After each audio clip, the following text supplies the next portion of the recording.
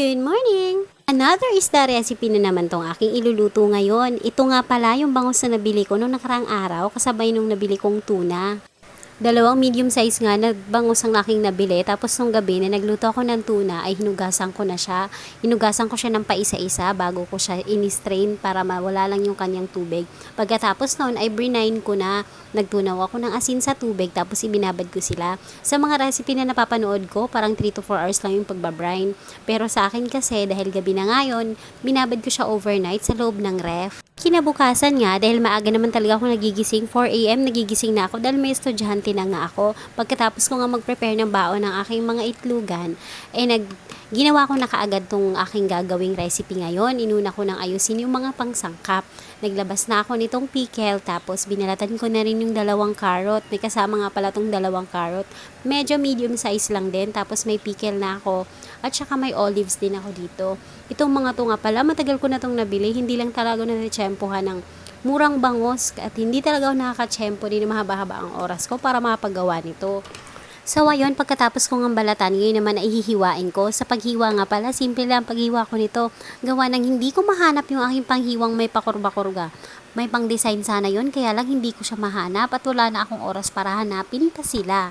Ewan ko ba, yung mga gamit ko na minsan lang gamitin ay biglang nawawala. Minsan nakikita ko siya kung kailan hindi ko na siya gagamitin. Pag kailangan ko, hindi ko sila mahanap. Tapos ito pa, bago mag-umpisa ang taon, bumili ako ng 2 dosenang kutsara. Ngayon, 2 piraso lang natira. Hindi ko alam kung kinakain ba o talagang nawawala lang sila ng kusa. Nilulunok yata ng mga dragon dito sa bahay.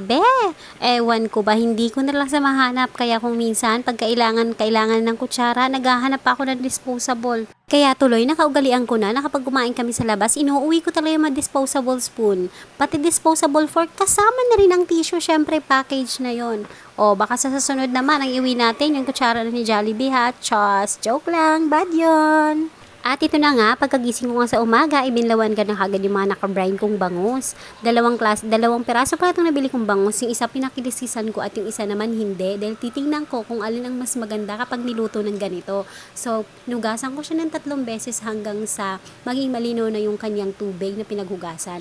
Tapos ayan na, nag-file lang ako ng unang layer. Tapos nilagay yung olive, yung carrot, yung pickle, tapos whole peppercorn, tapos may laurel din, tapos another layer na naman, paulit-ulit lang besh hanggang sa mahilo ka, chas. Nga pala, kapag trinay nyo to, huwag nyong kakalimutang maglagay muna ng mga gulay sa ilalim bago ka maglagay ng isda. Kasi ang experience ko dito, sa nangyari dito, dumikit yung nasa ilalim na part, dumikit sila lahat sa kaldero. Pero hindi naman siya nasunog, hindi naman siya natutong, pero masarap yung dumikit kasi tostado siya. Yun nga lang, nadudurog siya pag tinanggal mo na kasi nga nakadikit at sobrang lambot talaga ng bangus. Basta yun, masarap, tostado kasi siya at syempre katulad ko mahilig sa kulay sunog. Chas! At nga pala, ang pampalasa ko dyan ay 1 kutsarang asin, tapos nagdagdag ako ng patis para mas malasa talaga siya. Tapos ngayon naman naglagay ako ng olive oil. At kinulang ang aking olive oil, kaya nagdagdag ako dyan ng vegetable oil lang mga kalahating bote. At nagdagdag din ako ng 2 pasong tubig. Tapos ngayon naman ay isasalang ko na siya, umpisahan ko na siya ng 2 oras na pagpapakulo. Pressure cooker ang ginamit ko. Sabi dun sa recipe na napanood ko, 60 to 80 minutes. Pero ang ginawa ko talaga siyang 2 oras sakto simula nung pagkulo. Simula nung nag-whistle, pero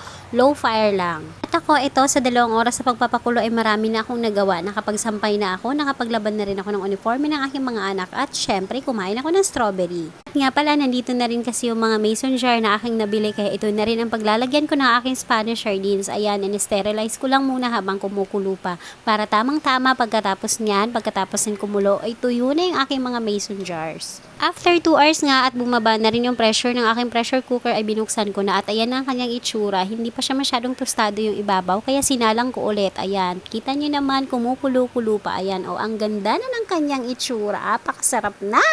So, pinalamig ko na muna siya. Iniwanan ko nakabukas yung takip na aking pressure cooker at nung lumamig na, tuyo na rin tong aking mga mason jars. Kaya nilagay ko na yung mana sa ibabaw. Syempre yung mga tiyan ang nilagay ko sa mason jars ko.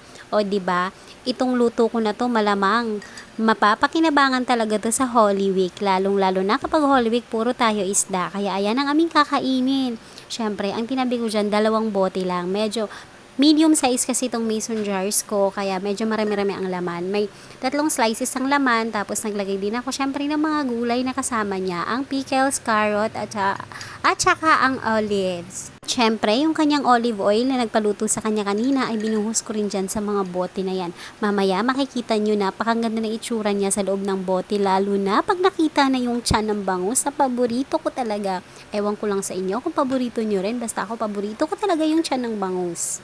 At nga pala, kikwento ko na rin naging resulta. Napakasarap ng bangus na to. Tamang-tama lang yung lasa, tamang-tama lang yung alat. Tapos yung kanyang buto, yung kanyang tinik pala ay talagang nadudurog. Nakakain talaga siya lahat, walang tapon. Tapos yung isa naman na may kaliskis pa ay okay lang din dahil hindi mo na malalasahan yung kaliskis niya mo yung sobrang lambot niya pero hindi naman siya nadurog nung sinandok ko siya at saka buo pa rin yung laman ng bangus. Pati yung tinik niya, intact pa rin, yun nga lang malambot na talaga. So overall, napaka-happy ko talaga kasi na perfect itong Spanish bangus, Spanish sardines na bangus. Ay, Spanish style sardines pala na bangus. Siguro yun na talaga, siguro yun. Baka yun na yung tama, bahala na kayo.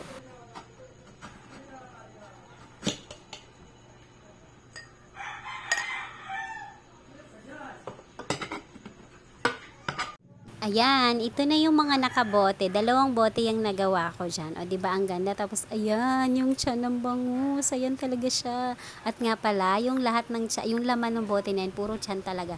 Tapos, syempre, kumain na rin ako, hindi ko mapigilan. At itong mga bote pala, pinunasan ko yung kanyang bibig at ang takip bago ko tinakip para siguradong mape-preserve talaga siya. Kasi next week ko pa to kakainin tong dalawang to sa Holy Week. Tapos ito naman yung mga nadurog sa ilalim. O diba, tostado. Napakasarap. Salamat sa panonood. Kain tayo. Bukas ulit.